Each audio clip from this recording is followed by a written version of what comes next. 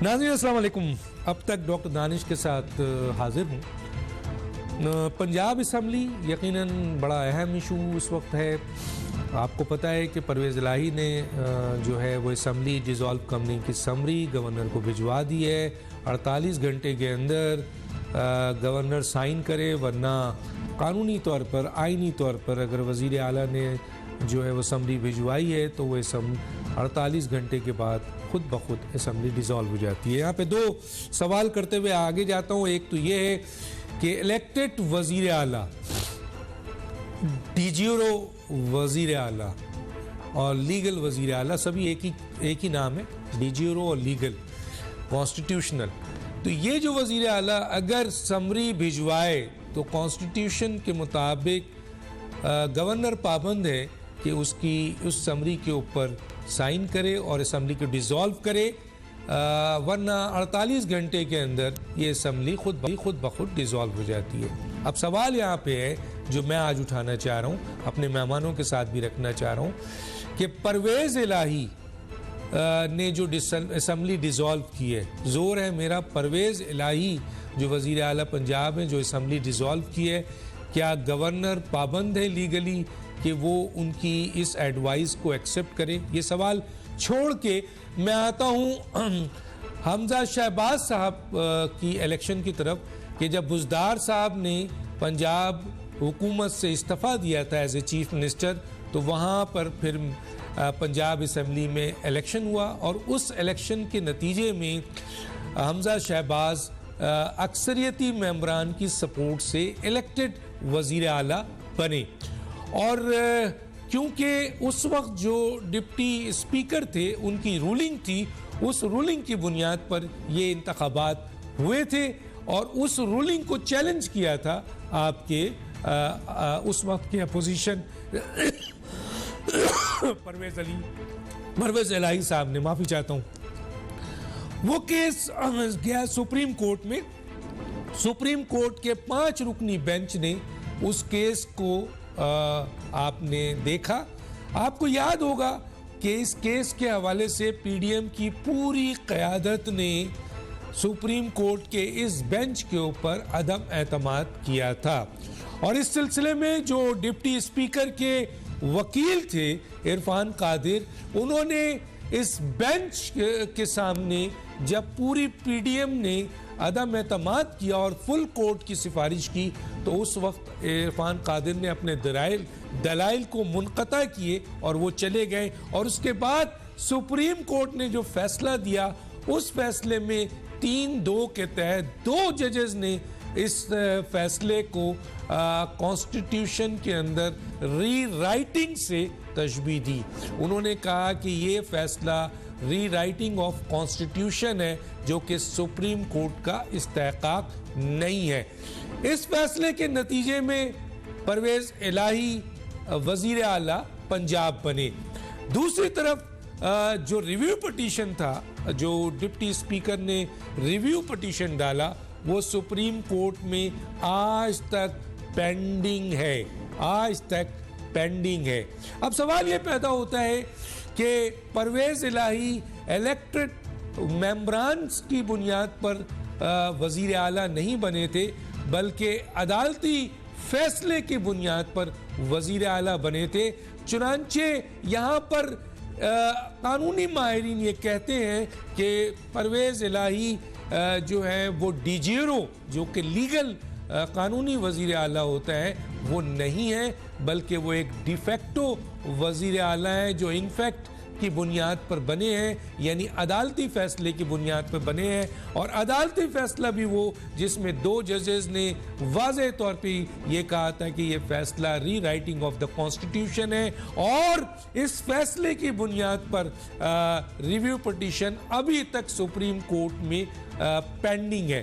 तो कानूनी माहिरीन ये कहते हैं कि परवेज़ इलाही क्योंकि डिफेक्टो वज़ीर आला है, इसलिए वो असम्बली को तहलील करने का इख्तियार नहीं रखते हैं। एक सवाल।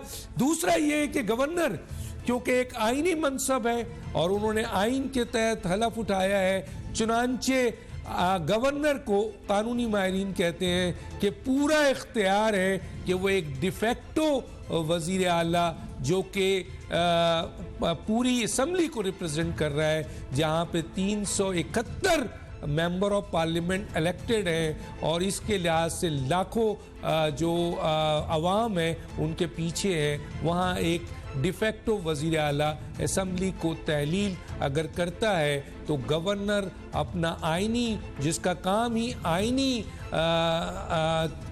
मनसब है और आइन के मुताबिक फ़ैसला करना है, वो एक डिफेक्टो वज़ीर आला के पंजाब असम्बली तहलील करने को रद्द कर सकता है और उसको ये इख्तियार है, वो मजाज रखता है कि एक डिफेक्टो वज़ीर आला का असम्बली तहलील करने का हुक्म रद्द कर दे।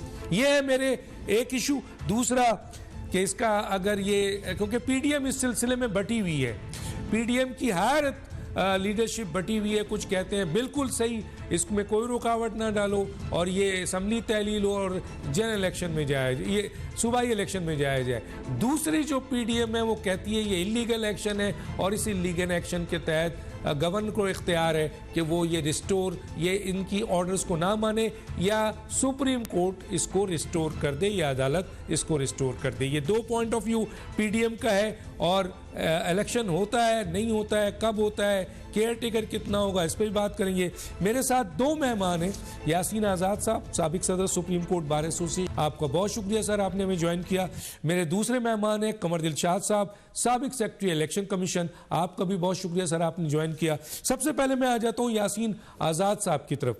यासीन आज़ाद साहब, ये कुछ टेक्निकल चीज़ें हैं, आइनी चीज़ें हैं, मैं एज ए तालिब इल्म हूँ, पढ़ता हूँ, आपके सामने मैंने रखा है कि क्या जो परवेज़ इलाही हैं वो एक डिफेक्टो वज़ीर आला हैं और डिफेक्टो वज़ीर आला को ये इख्तियार नहीं है कि वो असम्बली डिज़ोल्व करे, तो क्या गवर्नर असम्बली डिज़ोल्व ना करने के पाबंद हैं? हालांकि ये केस पेंडिंग भी है, जो फैसला हुआ था जिसमें 2 जजेस ने रीराइटिंग ऑफ द कॉन्स्टिट्यूशन कहा था। आप कैसे देखते हैं सर? डॉक्टर साहब, सबसे पहले आपके सवालों का जवाब देने से पहले मैं एक चीज़ कहना चाहता हूँ, वो ये कि 2 दिन पहले आपने देखा होगा कि पंजाब के वज़ीर आला ने जो मैंडेट जो था उन्होंने लिया और रात के 2-2:30 बजे जाके उन्होंने कहा कि जी मेरे पास 186 लोगों की तादाद मौजूद है। अब सवाल ये पैदा होता है कि एक तरफ असम्बली आप पे एतमाद का इजहार करती है और एतमाद का इजहार करने के बाद फिर आपको वज़ीर आला इलेक्ट करती है, और दूसरी तरफ एक आदमी के कहने पे आपने 12 करोड़ के लगभग के सूबे को उनको एक कानूनी हक से महरूम कर दिया और एक आदमी की ख्वाहिश पर आपने असम्बली को तहलील करने का कह दिया। ये बात तो मैं समझता हूँ कि पाकिस्तान की तारीख में ब्लैक अल्फाजों में लिखी जाएगी, क्योंकि मैं ये तसव्वुर भी नहीं कर सकता था कि एक आदमी मैंडेट लेने के बाद किसी एक शख्स के कहने पे असम्बली को तोड़ देगा। ये बात तो मेरे जहन से बाहर आता है। अब दूसरी बात, बहुत सारे जो लीगल क्वेश्चन आपने रेज किए, मैं एक बात कहता हूँ और आपसे कहना चाहता हूँ कि आपको याद होगा कि उस वक्त जब सुप्रीम कोर्ट में ये केस पेंडिंग था तो साबका सदूर सुप्रीम कोर्ट बार एसोसिएशन के जो सुप्रीम कोर्ट में गए, बाशमूल मैं भी वहाँ गया था और हमने ये डिमांड किया था कि लार्जर बेंच कंस्टिट्यूट किया जाए और इसका फैसला किया जाए। फुल कोर्ट का हमारा डिमांड था, लेकिन वो बात नहीं मानी गई और बहरहाल जो जजमेंट आया, जो आज पब्लिक डॉक्यूमेंट बन चुका है और उस पर नुक्ताचीनी करने का इख्तियार हर आदमी का है, लेकिन उस जजमेंट से मैं इत्फाक इसलिए नहीं करता कि हमारे आइन के अंदर ये बात तो तय थी कि अगर कोई आदमी अपनी पार्टी डायरेक्शन के मुताबिक वोट नहीं देता तो वो कम अज़ कम उस हद तक डिस्क्वालीफाई हो जाएगा। लेकिन उसमें ये नहीं था कि वो वोट देने के बाद वोट उसका काउंट भी नहीं होगा। ये ऑनरेबल सुप्रीम कोर्ट की तरफ से जो जजमेंट था, जिससे 2 जज साहिबान ने डिसएग्री किया, तो मैं ये समझता हूँ कि जो इल्ज़ामात या लोग जो कहते हैं कि परवेज़ इलाही जो है पार्लियामेंट ने उसको इलेक्ट नहीं किया, बल्कि ऑनरेबल सुप्रीम कोर्ट के मुताबिक वो चीफ मिनिस्टर बना, क्योंकि 10 वोट जो हमजा शहबाज को मिले थे वो आपने काउंट नहीं किए। हालांकि आप इससे पहले ऐसे कोई मिसाल नहीं मिलती थी कि वोट देने के बाद वो वोट काउंट नहीं होगा, और आपने वो काम भी कर दिया। ज़्यादा से ज़्यादा आप उनको डिस्क्वालीफाई कर देते तो एक दूसरी बात थी। बहरहाल हमारी पाकिस्तान की जो तारीख है उसमें वक्तन फ़क्तन जिस किस्म के फैसले आते हैं उन पे इख्तिलाफ राय का इज़हार करना हमारा आइनी हक है और हम करते हैं, खुल के बात करते हैं। उस वक्त अगर फुल कोर्ट बन जाता तो शायद मामलात कुछ और होते, लेकिन फुल कोर्ट नहीं बनाया गया। हालांकि तमाम साबका सदूर, तकरीबन जिसमें हम 6 के करीब सुप्रीम कोर्ट के साबका सदूर थे, जिन्होंने कहा था कि इन द लार्जर इंटरेस्ट आप मेहरबानी करें और फुल कोर्ट बनाएं ताकि इस लीगल इशू को ऑनरेबल सुप्रीम कोर्ट की फुल बेंच टेकअप करे और उसके बाद जो फैसला करे वो ज़्यादा बेहतर है। आप इस आवाज़ नहीं आ रही सर? जी आ रही है, मुझे आ रही है, बताइए। तो अब जो सूरत हाल है वो ये है ना, जी जी, अब जो सूरत हाल ये है कि ये बात दुरुस्त है कि जब prime minister, chief minister advice governor को भेजता है तो 48 घंटे गुजरने के बाद तो वो असम्बली, अगर गवर्नर पे फाइनल ऑर्डर नहीं कर सकता तो असम्बली डिज़ाल्व तस्वर होगी। ये बात तो अपनी जगह पे एक हकीकत है, लेकिन अब कई सवाल सामने आएंगे कि क्या इन हालात में पाकिस्तान के अंदर जो इलेक्शन का तरीक़ाकार है वो क्या होगा। ज़ाहिर है कि अभी तक जो असम्बली डिज़ाल्व करने का आपने भेजा कि एडवाइस भेजी, उसके मुताबिक तो अभी तक ये पोजीशन सामने आई है कि सिर्फ पंजाब की असम्बली को डिज़ाल्व किया गया। सर मेरे सवाल से आप बाहर आ गए हैं। मेरा सवाल जो था वो क्लियर कट है, या तो मुझे उसमें क्लियर कट जवाब चाहिए। आपने वो डिटेल बताई जो जिसका मैंने जिक्र कर दिया था कि किस तरीके से सुप्रीम कोर्ट ने फैसला दिया है, 2 जजेस ने क्या कहा, उसके ऊपर रिव्यू है, पेंडिंग है। इसके अलावा पूरी पीडीएम ने जो है वो अदम एतमाद किया था। ये सब बातें तो मैंने कर दी हैं। मैं तो आया था अपने सवाल पे कि क्या वज़ीर आला परवेज़ इलाही जो डिफेक्टो वज़ीर आला हैं, कॉन्स्टिट्यूशनली उन्हें डिफेक्टो कहा जा रहा है और इन बुनियादों पे कहा जा रहा है, उनको असम्बली तहलील करने का इख्तियार है या नहीं है, ये मैं आपसे दोबारा आके पूछूंगा। मैं ज़रा कमर दिलशाद साहब की तरफ जाता हूँ। कमर दिलशाद साहब, इस पे आप अपनी कोई माहिराना राय देना चाहें मेरे सवाल पे तो ज़रूर दीजिए, लेकिन इससे आगे बढ़ते हैं क्योंकि पीडीएम में तो अब 2 मुख्तलिफ राय आ रही है। एक कह रही है कि भाई बहुत अच्छी बात है, अब असम्बली डिज़ोल्व हो ताकि इलेक्शन की तरफ जाएं, केयर टेकर गवर्नमेंट की तरफ जाएं। दूसरा कहता है नहीं जी इलीगल है और ये जो है वो रिस्टोर होना चाहिए। तो मैं इसके ऊपर जो मैंने सवाल उठाया उस पर आप कोई कमेंट्स करना चाहें तो करें। बाकी ये है कि क्या आप देखते हैं कि अगर वाकई असम्बली डिज़ोल्व हो जाती है, साइन कर देते हैं ये 48 घंटे बाद, तो फिर आगे क्या नक्शा बनेगा? इसमें सबसे बड़ी बात यह है कि ठीक है, यासीन आज़ाद साहब ने पूरा बैकग्राउंड बयान कर दिया और आपने इंट्रोडक्शन रिमार्क्स में पूरी जो है सिनेरियो पेश कर दिया। मैं इससे हट के बड़ी अहम बात ये करना चाहता हूँ कि जनाब परवेज़ इलाही साहब जो हैं वज़ीर आला पंजाब हैं, डिफेक्टो कहें जैसे भी कहें, ये कानूनी बातें होती हैं, लेकिन सबसे बड़ी बात है जो उन्होंने ख़त लिखा, ये समरी नहीं गई। परवेज़ इलाही साहब ने एक सतर लिखी है, एक सतर ये लिखा है कि मैं असम्बली डिज़ोल्व करने की एडवाइस करता हूँ। अब परवेज़ इलाही साहब के पास बड़े बड़े आईनी कानूनी माहिरीन बैठे हुए हैं, तो क्या उन्होंने इसका नहीं देख, उसमें कोई जिक्र नहीं किया कि मैं आर्टिकल 112 के तहत एडवाइस करता हूँ, कोई जिक्र नहीं है, कोई डेफिनेशन नहीं दी, सिर्फ ये लिखा कि मैं असम्बली डिज़ोल्व करने की एडवाइस करता हूँ।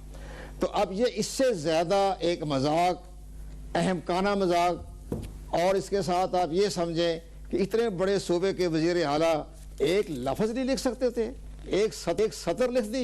इतनी बड़ी तौहीन की है पूरे पंजाब की एक 371 अरकान असम्बली की, कानून की तौहीन कर दी, आइन की तौहीन कर दी, कि इतना बेपरवाही, इतनी पुरस्रारियत कि एक लाइन लिख दी कि जी मैं असम्बली डिज़ोल्व करता हूँ। अब गवर्नर को अपना अपना विजडम इख्तियार करे, लेकिन बदकिस्मती यह है कि हुकूमत, वफाकी हुकूमत जो है उसमें 3-4 किस्म के ग्रुप हैं, इकट्ठे किए हुए हैं, उनके हर अपनी अपने मफादात हैं। किसी के साथ अपने रात के अंधेरे में पुरस्रारियत वादे कर रहे हैं, कहीं दूसरी पार्टी में जाने के फैसले कर रहे हैं, ये उनके अंदर है 3-4 ग्रुप बने हुए हैं। अब गवर्नर साहब बड़े पढ़े लिखे आदमी हैं, अब अगर गवर्नर साहब अपनी मशावरत करें और इरफान कादर जैसे मशहूर मारूफ कानूनदान के साथ या अटॉर्नी जनरल के साथ वो ये मशवरा करें कि जनाब एक 17 लाइन पर तो असम्बली डिज़ाल्व नहीं होती, उसके लिए बाकायदा 2-3 पैरे लिखे जाते हैं। हमने माजी में बेशुमार असम्बलियाँ डिज़ाल्व होती है कि सबरी पढ़ी और देखी है, सरदार फजल लगारी की भी देखी है, गुलाम इसाक खां की भी देखी है, तो बेशुमार हमने असम्बलियाँ देखी हैं जो असम्बलियाँ डिज़ाल्व होती हैं।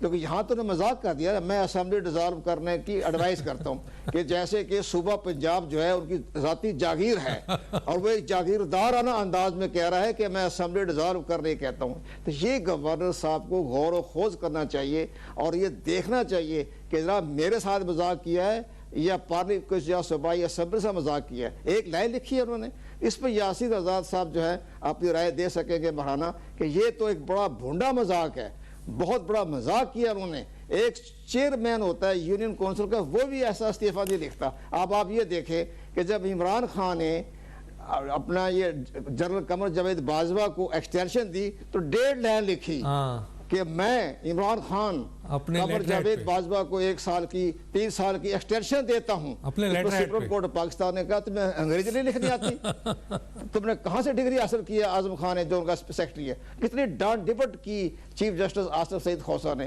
फिर जाके कानून साजी हुई, सारा कुछ हो गया। तो उसी अंदाज में परवेज इलाही साहब ने एक सत्र लिख दिया कि मैं डिजॉल्व करने का एडवाइस करता हूं। तो इस पर गवर्नर वापस भेजें और ये पूछे कि मिस्टर चीफ मिनिस्टर कौन से कानून के तहत आप मुझे एडवाइस कर रहे हैं, कौन से शिक के तहत, कौन से आर्टिकल के तहत मुझे कर रहे हैं। आसान तरीका है, वापस भेज दें।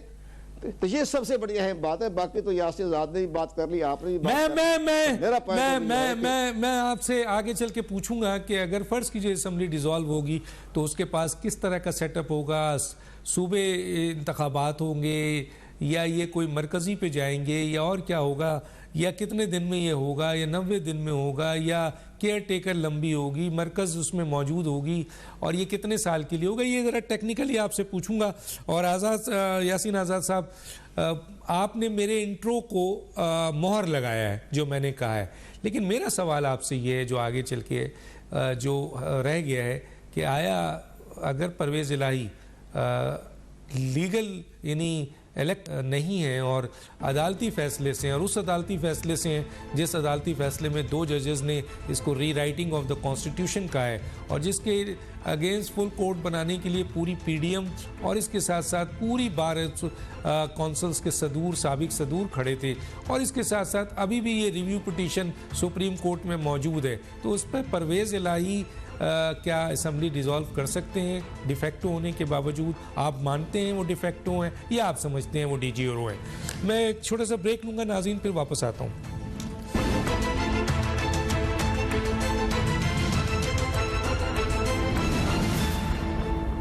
वेलकम बैक नाज़रीन।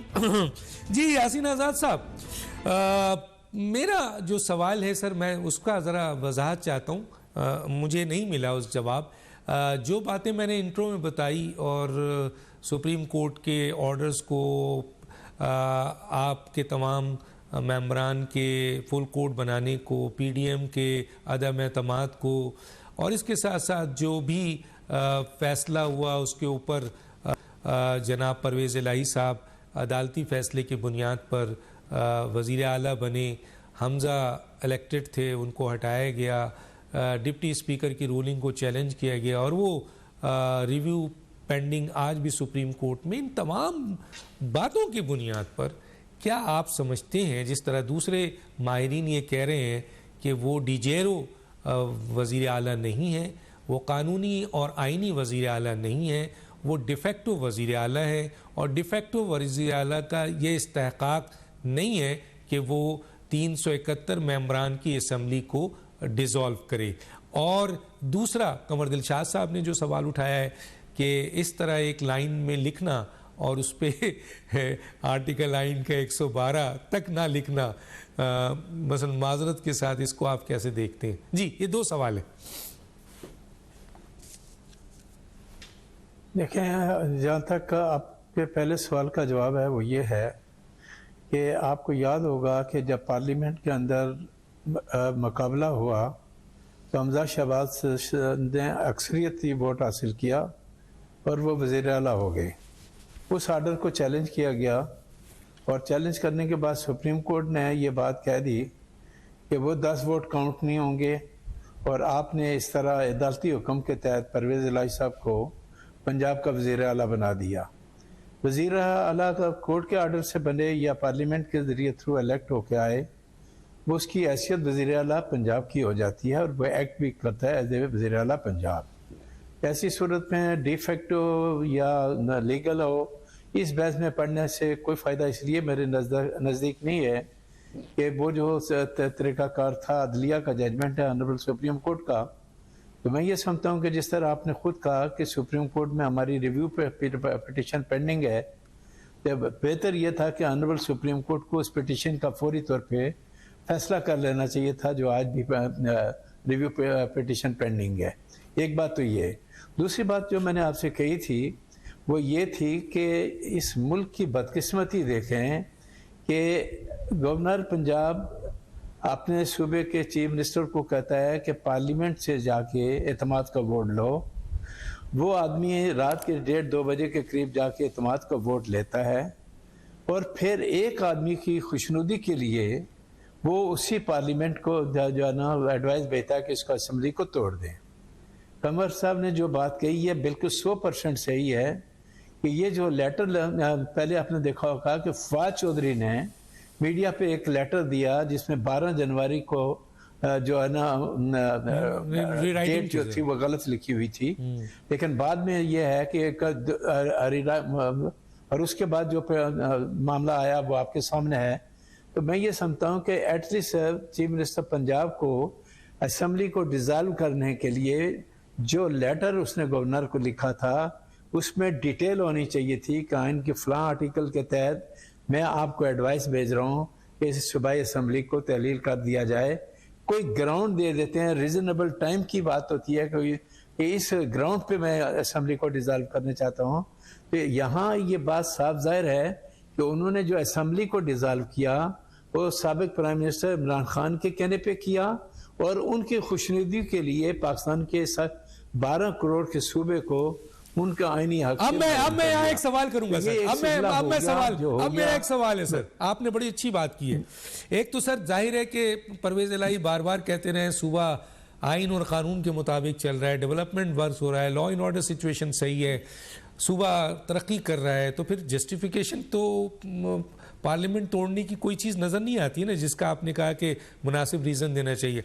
सर मैं यहाँ पे 3 सवाल करूँगा। एक तो ये कि रिव्यू पिटीशन मौजूद है, फ़र्ज़ कीजिए रिव्यू पिटीशन होती है, लार्जर बेंच बनता है, इससे बड़ा बेंच बनता है या फुल कोर्ट बनता है और वो ये कहता है कि ये फ़ैसला अनकॉन्स्टिट्यूशनल था, जो कि उस वक्त की जजमेंट है जिसमें 3 रुकनी अक्सरियती फ़ैसला था जिसके ऊपर वज़ीर आला बने थे परवेज़ इलाही, तो फिर क्या होगा?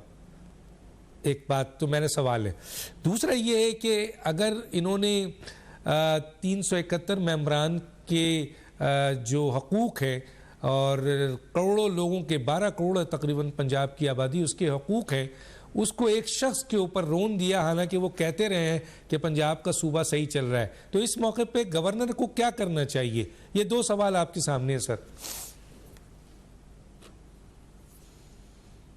देखें, गवर्नर साहब के पास तो आइन का आर्टिकल जो है वो बिल्कुल वाज़ेह तौर पे ये बात बताता है कि अगर 48 घंटे के अंदर अंदर वो कोई आर्डर पास नहीं करते तो असम्बली ने ऑटोमेटिकली डिज़ाल्व हो जाना है और उसके बाद एक केयर टेकर गवर्नमेंट बनेगी। केयर टेकर में परवेज़ इलाही एक लेटर लिखेंगे हमजा शहबाज को और वो मिल के केयर टेकर गवर्नमेंट बनाने के लिए अपने अपने नाम देंगे 3-3 अफराद का, और इन 3 में से जब 6 अफराद के नाम जाते हैं सर ये इलीगल, ये गलत समरी, ये जो गलत समरी दी है, चले मैं उस पर नहीं आता, without justification, without solid reason, सिर्फ एक आदमी के कहने पर वजीर आला ने जो असम्बली डिसॉल्व करने के लिए गवर्नर को कही है, मैं इस पे आ रहा हूँ, तो क्या गवर्नर को ऐसी समरी को अप्रूव कर देना चाहिए? क्या कानून इस पे कहीं रियायत देता है? एक तो मैंने ये सवाल पूछा है, उसको छोड़ें सर क्या होगा, वो तो मैं आता हूँ साबिक सेक्रेटरी इलेक्शन कमीशन की तरफ। इसको बताइए कि गवर्नर को क्या करना चाहिए इस पे, ये तो जवाब दें सर। या गवर्नर कुछ नहीं कर सकता? गवर्नर अगर कोई डिटेल के साथ गवर्नर अगर डिटेल के साथ कोई चीज़ लिखते हैं लिख लें, लेकिन माना यही जाएगा कि असेंबली डिसॉल्व हो गई, या फिर उस आर्डर को चैलेंज कर दें।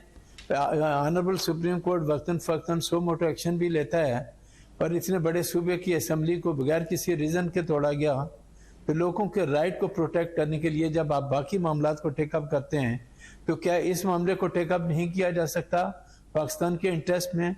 पाकिस्तान की जो इस वक्त मौजूदा सूरत हाल है, उसमें जो इस तरह से हमारे पॉलिटिकल लीडर मामला को लेकर आगे जा रहे हैं, या जिस तरह पंजाब की असम्बली को तोड़ा गया है, मैं ये समझता हूँ कि ये पाकिस्तान को क्राइसिस में डालने के मुतरादिफ है। लेकिन इस चीज़ की उनको कोई परवाह नहीं है। उन्होंने तो इमरान खान ने कह दिया, और चीफ मिनिस्टर पंजाब ने एज ए चीफ मिनिस्टर नहीं, मुझे तो ये कहने भी कोई डर नहीं है कि मैं समझूंगा कि वो एज ए सब ऑर्डिनेट थे इमरान खान के, और जो इमरान खान ने कहा वही किया। और इससे पहले अभी तक आपने देखा होगा कि फवाद चौधरी ने जो लेटर टीवी पे दिया जिस पर ओवर राइटिंग थी, और उसके बाद दूसरी जो एडवाइस आई वो पैड के ऊपर थी। इन चीज़ों को देखें तो फिर देखना ये पड़ेगा। और मुझे ये कहने में कोई हिचकिचाहट नहीं है कि यूं लगता है कि एक कोई एडवाइस उन्होंने पहले से दी हुई थी, और उस पर डेट इन्होंने खुद डालकर आगे भेज दी, और बाद में जो दूसरी एडवाइस गई वो पैड पे गवर्नर क्या करे सर? समझता हूं कि आपको गवर्नर बना दे सर आप गवर्नर होते और ये सारी चीजें होती, आप क्या करते sir? Sir as a governor अगर मैं कोई ऑर्डर करता भी हूं, और मैं ये कहता हूं कि चूंकि इसमें रीजनेबल ग्राउंड नहीं दिया गया असेंबली को डिसॉल्व करने के लिए, तो तब भी आइन के आर्टिकल के तहत वो असेंबली डिसॉल्व। ठीक है सर, जवाब हो गया। इसका मतलब है बाकी सारी चीजें बेकार हो गई। लेकिन सर इसका जवाब दे दें सर। इसका मैं आगे जाऊंगा कमर दिलशाद साहब की तरफ। रिव्यू पिटीशन सर, रिव्यू, अब रिव्यू में अगर लार्जर बेंच बन गया, फुल कोर्ट रिव्यू पिटीशन का ना जो नहीं, आपने बहुत अच्छा सवाल किया कि review petition honourable supreme court ये डिसाइड कर देता है कि 5 जज साहिबान में से 3 का जो जजमेंट था वो गलत था, तो फ्यूचर के लिए उस जजमेंट को तो आप अप्लाई कर सकते हैं, लेकिन जो कुछ पास में हो गया उसको लीगली वो प्रोटेक्ट भी करेंगे कि चूंकि चीफ मिनिस्टर पंजाब ने बहैसियत चीफ मिनिस्टर के जो काम किए हैं वो उसको तो बिल्कुल वाइड तो डिक्लेयर नहीं करेंगे। अनकॉन्स्टिट्यूशनल फैसले करने वाले जो भी अनकॉन्स्टिट्यूशनल फैसले हैं, मैं उनकी बात कर रहा हूं, मैं जजेस की नहीं। अनकॉन्स्टिट्यूशनल फैसले माजी में भी हुए 92 62 उनके खिलाफ कोई एक्शन नहीं होगा जो लोग इस अनकॉन्स्टिट्यूशनल फैसले करते हैं। नहीं, जजेस के खिलाफ कोई कार्रवाई नहीं हो सकती। ठीक है सर, कुछ नहीं हो सकती, जो चाहे करे। सेक्रेटरी साहब के पास आ जाता हूं सर। क्या मुझे ब्रेक तो नहीं लेना भाई, क्योंकि मैं ऑलरेडी लेट। ठीक है, मैं कमर दिलशाद साहब की तरफ आता हूं। कमर दिलशाद साहब, सर क्या सूबों का इलेक्शन कमीशन करा सकता है, दोनों सूबों का? और ये इलेक्शन क्या मजाज है इलेक्शन कमीशन अपने इख्तियारात को देखते हुए कि कब तक कराए, या पाबंद है? और केयर टेकर गवर्नमेंट कितने अरसे तक चल सकती है? क्या उसको एक्सटेंशन मिल सकती है? क्या कहेंगे सर? पहली बात तो यह है कि गवर्नर पंजाब जो है वो इस एक सत्र लेटर को वापस भेजेंगे और उसको कहेंगे इसमें कोई आइनी दफात का जिक्र नहीं है, आइन का आर्टिकल का जिक्र नहीं है, तो वो वापस भेजेंगे। और दूसरी सबसे बड़ी बात जो आपने इशारा दिया है वो ये है कि अभी नजर सानी का केस ज़ेर समाअत है। जब तक नजर सानी का फैसला नहीं हो जाता तो मैं इसके बारे में कोई फैसला करने का मजाज नहीं करता। तो वो 2 पॉइंट के ऊपर भी इस खत को एक खत को वापस भेज सकते हैं। अब अगर चलें असेंबली डिसॉल्व हो जाती है जैसे भी बताए जा रहे हैं, यासिर आज़ाद साहब भी यही कह रहे हैं, तो लेकिन हमारा पॉइंट ऑफ व्यू है कि असेंबली के तहलील होने का कोई जवाब नहीं बनता। लेकिन एक और सबसे बड़ी अहम बात ये, अगर हो जाती है तो फिर आर्टिकल 105 के तहत गवर्नर कहेगा कि जी आप केयर टेकर वज़ीरा लेके आए, तो उसके लिए 3 नाम लीडर ऑफ द हाउस और 3 नाम जो है लीडर ऑफ द अपोजिशन की तरफ से आएंगे। और इसके बाद अगर आपस में अगर फ़हम व तफ़हीम से किसी एक शख्स पर फैसला नहीं होता तो पार्लियामानी कमेटी में जाएगा, वहाँ 12 रुकनी कमेटी बैठेगी। अब वहाँ भी अगर फैसला किसी पर इतफाक़ राय नहीं होता तो वह 72 घंटे में ये फैसला जो है ये इलेक्शन कमीशन पाकिस्तान ने करना होगा, और इलेक्शन कमीशन पाकिस्तान का फैसला हातमी और फाइनल है और उसको किसी अदालत में चैलेंज नहीं किया जा सकता। तो ये सब चीज़ें आपके सामने हैं। तो इन हालात को देखते हुए हमें ये कहेंगे कि पाकिस्तान भर में एक ये तो हो गया ना आपका केयर टेकर चीफ लिस्ट लाने का। तीसरी सबसे बड़ी अहम बात यह है कि आपको अभी अंदरूनी है जो परवेज लाई साहब जो इलेक्शन कमीशन के रास्ते में जो बारूद सुरंगें छोड़ गए हैं उसका आपका ध्यान नहीं गया, इदराक नहीं गया, और ना इमरान खान को गया। वो ये कर गए हैं कि पूरे पंजाब के सूबे को के ढांचे को तब्दील कर दिया उन्होंने चंद महीनों में 12-13 ज़िले बना दिए, 25-30 तहसीलें बना दी, यूनियन कमेटी कस्बे सब तहसीलें बन गई। जो इलेक्शन कमीशन ने जो हल्का बंदी की थी अक्टूबर 2022 में सब ज़मीन बोस हो गई। आप ये बताइए कि इन हालात में जब नए ज़िले, नई तहसीलें, नई टाउन बन गए हैं तो सारी डिमार्केशन तब्दील हो गई है, तो इलेक्शन कमीशन किस हल्का बंदी के तहत इंतखाब करवाएगा 90 दिन में? वो तो कहेगा जी हमें तो आज सरे 9 हल्का बंदी करानी पड़ गई, आपने सारा पंजाब का ढांचा ही तब्दील कर दिया, और आप ऐसे ऐसी बारूदी सुरंगें छोड़ गए हमारे लिए कि हम उसको 3 महीने में भी सफाया नहीं कर सकते। कैसे साफ करेंगे उसको 3 महीने के अंदर अंदर? तो ये भी तो देखें ना आप। तो ये इमरान खान को तो एहसास होना चाहिए था ना कि आप हर रोज़ हर रात को उठते बैठते ज़िले तहसीलें बना रहे हैं, तो वो हल्का बंदी कहाँ गई? इमरान खान ने नहीं ध्यान दिया कि ये हर रोज़ हर चौथे दिन जो है कभी तोसा को, कभी डेरा गाजी खां की छोटे छोटे ज़िले, छोटे छोटे कस्बे जो हैं वो ज़िले बना दिए इन्होंने। तो वो इलेक्शन कमीशन पाकिस्तान के जो बारूदी सुरंगें बिछा दिए हैं इन्होंने परवेज लाई साहब ने, उसके लिए 3 माह लग जाएंगे उस हल्का बंदी करने में, फिर उस पर एतराज़ात होंगे, सारे फैसले होंगे। तो ये मामले बड़े अहम हैं। बाकी तो लॉ कानून तो ख़त्म करें, चले सुप्रीम कोर्ट ने जो फैसला कर दिया वही तरफ हो गया, तो वो तलदा बात है। और रीड्राफ्टिंग हो गई, री राइटिंग हो गई, तो गवर्नर साहब भी री राइटिंग कर सकते हैं। आइन कहकर जी मैं भी इसको तस्लीम नहीं करता, ये 170 जो है कानून मैं इसका नहीं मानता। तो ये सारी बातें आपके सामने अभी आ जाएंगी।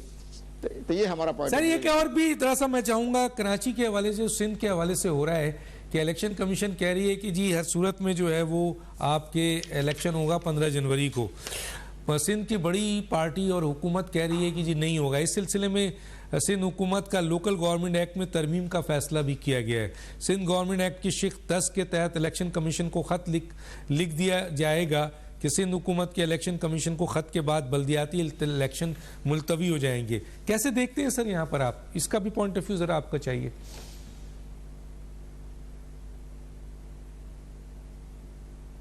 जी कमर दिलशान साहब। हाँ जी, मैं इसके अर्ज कर रहा हूँ कि दरअसल ठीक है कि इलेक्शन कमीशन पाकिस्तान ने अपने रिट बरकरार रखने के लिए सिंध हुकूमत का नोटिफिकेशन, या सिंध हुकूमत ने कहा है कि हमने लोकल गवर्नमेंट एक्ट के तहत हमने ये अपना ये हल्का बंदियाँ जो आपने की थी इलेक्शन कमीशन पाकिस्तान ने, वो हम उसको मनसूख करते हैं। ये गैर कानूनी था कदम सूबाई गवर्नमेंट सिंध का। लेकिन अब अगर ये हालात बहुत ख़राब हो गए हैं, हमें सूरत हाल की इतलात मिल रही हैं कि संगीन सूरत हाल है लॉ एंड ऑर्डर की सूरत हाल पर, और बड़ी बड़ी अहम जगह मीटिंगें हो रही हैं, सेंसिटिव इंस्टीट्यूशन के अंदर भी मीटिंगें हो रही हैं, और कोर कमांडर हाउस में मीटिंगें हो रही हैं, सब जगह हमें इतला मिल रही हैं। लेकिन सबसे बड़ी अहम बात यह है कि गवर्नर की तरफ से एक ऑर्डिनेंस आ जाए और वो गवर्नर ऑर्डिनेंस में ये कहे कि जी हमें हल्का बंदियाँ जो हैं वो इलेक्शन एक्ट 2017 सेक्शन 34 में के तहत जो है वो सूबाई हुकूमत जो है वो इलेक्शन मुलतवी कर सकती है, क्योंकि लॉ एंड ऑर्डर की सूरत हाल ख़राब है। तो जब सेक्शन 34 का हवाला दिया जाएगा उस ऑर्डिनेंस में, तो फिर इलेक्शन कमीशन पाकिस्तान मुमकिन है कि कानून को देखते हुए कि वो गवर्नर की तरफ से आ गया है, तो फिर ये मुलतवी हो जाएगा, मुलतवी हो जाएगा। मैं यासीन साहब से एक सवाल कर लूं, 1-1.5 मिनट है। यासीन साहब, चले जजेस के खिलाफ कोई फैसला नहीं होता है, उन्होंने तो फिर पूरा का पूरा मुल्क तबाह कर देते हैं। मेरा सवाल ये है, फैसलों की बात कर रहा हूं मैं, तो मेरा सवाल ये है कि 62(1)(f) का जो फैसला है, चले उनके खिलाफ कोई कार्रवाई नहीं हो सकती, लेकिन वो फैसले जो गलत हुए हैं वो पार्लियामेंट तब्दील तो कर सकती है ना सर। 1 मिनट आपके पास है सर। चले यासीन साहब, मैं एक छोटा सा ब्रेक ले लूं, मैंने एक ब्रेक लेना है, फिर ये सवाल आपसे लेता हूं, एक छोटा सा ब्रेक।